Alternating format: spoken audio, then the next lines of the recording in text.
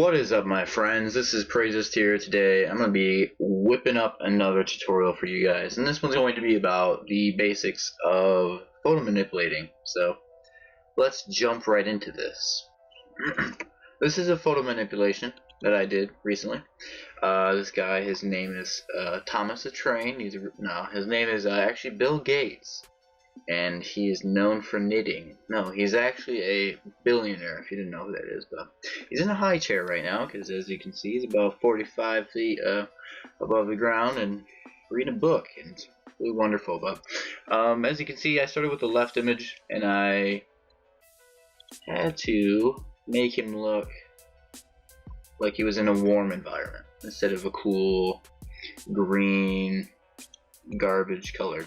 So I did that, and I made his hair a different color. I made his glasses a different color. You can see the fine details of it, along with the book and book details and la la la. But the basics of this are really honestly basic. Like, it's surprising, but let's get into this. So I made this little replica of something that I saw in my brain, and so to make this was actually pretty simple. So a lot of the time you're going to be starting with PNGs, because I mean, you can't just have everything just lying around your house just to take a picture of with good lighting. It's just not possible, and I'm lazy. So anyways, I started to use three things, and I used the ball that I found on Google, because Google is your friend. I used a solid block of red and a soft brush to make this, which is actually, it's okay.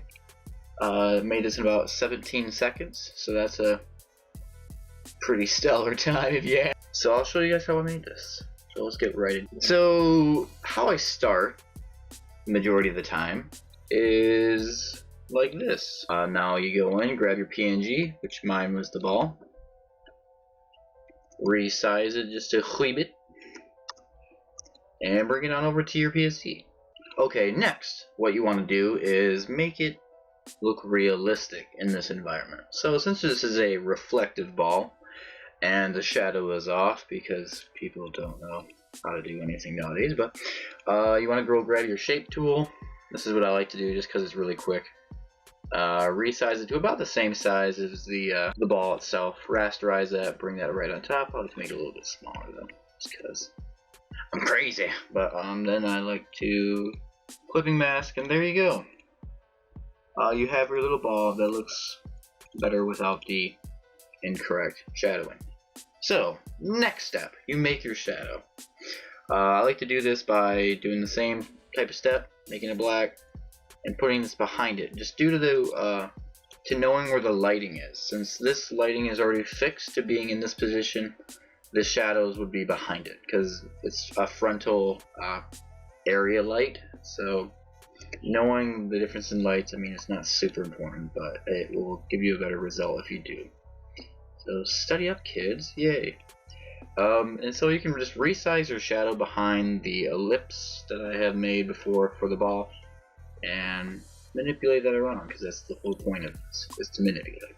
So since you have a shadow, now that I kind of manipulated it into being a ellipse behind the ball, because it's not going to be perfect, obviously, just because it's a ball, and it's never going to be perfect. But that's the thing you gotta realize with manipulations, is that they'll never be perfect because they're not real. But anyways, you can get as close as you want. But okay, now I like to duplicate the shadow that I made.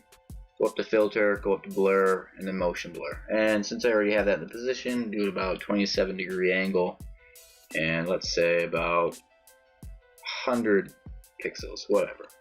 Now you go to the bottom one, select filter, blur, Gaussian blur. This gives it I think a more realistic effect.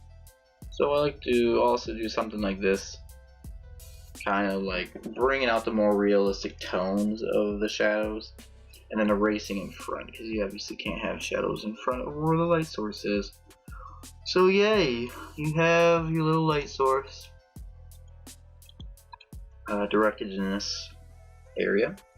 So now what you can do is, since this is a reflective ball, you can change the color.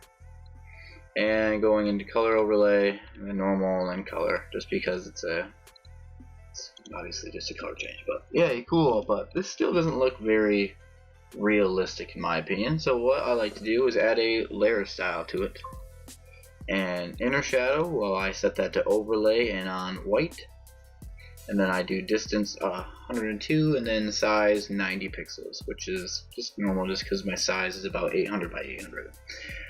Then after that, I like to add a gradient overlay, adding it to the list of layers that you put on top of this to make it a style. Click soft light, opacity 100, and then you want to make the angle about the same as the area light.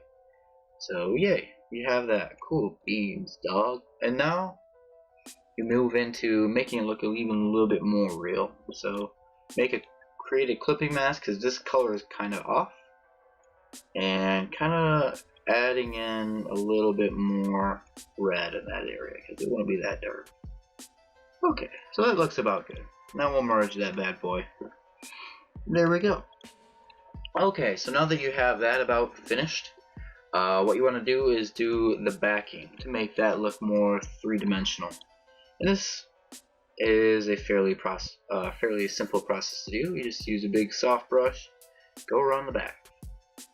Go around the back. There you go. Always make sure that your light source makes sense, or else it will not look realistic and you will die alone. So try not to make it look too fake while making it look real, if that makes any sense. Alright, so we have a little bit of a light source here, a little bit too dark, but we can play around with these. The opacity is at your disposal. So there's your little shadows in the bit.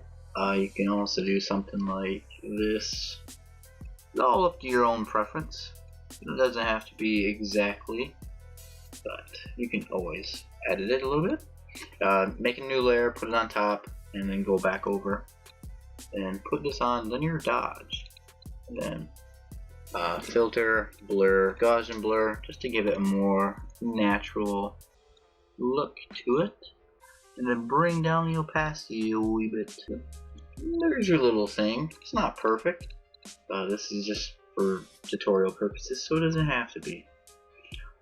So now what I like to do is add curves, and this really helps the overall feel of it. No matter what you do when it comes to adding filters, one that's over top of it will have a larger play into the overall atmosphere of your thing. That always helps. Filters such as that, and noise, which is right now, I just grouped the whole thing and then duplicated and merged it. I just like to do that so I can go back and edit my stuff. But now that you have that, a good filter to use would be noise. Add noise, and I do about 2%. Monochromatic and Gaussian.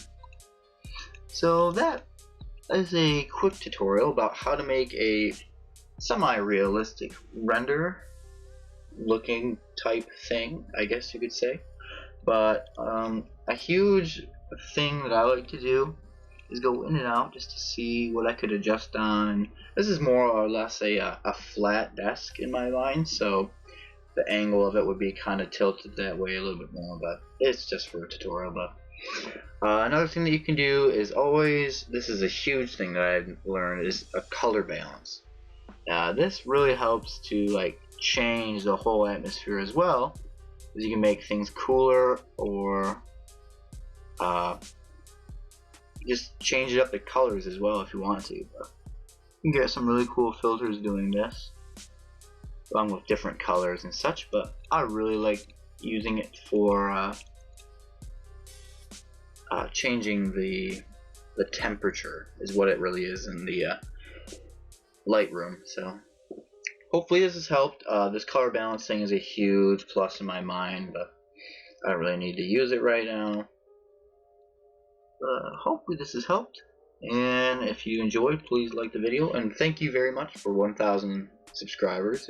Very appreciated, and I'll be coming out with a Q&A soon, so keep it real, my friends, and don't do drugs.